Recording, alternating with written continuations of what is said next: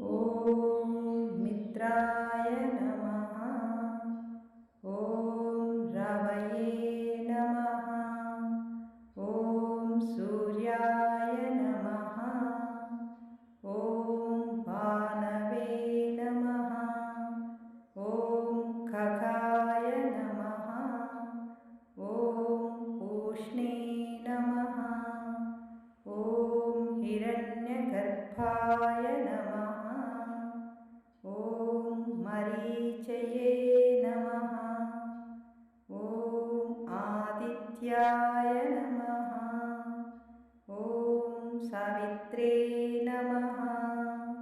ॐ अर्काय नमः।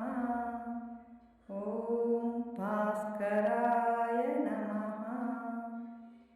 आदित्यस्य नमस्कारान् ये कुर्वन्ति दिने दिने आयुप्रज्ञां बलं वीर्यं तेजस्तेषां च जायते।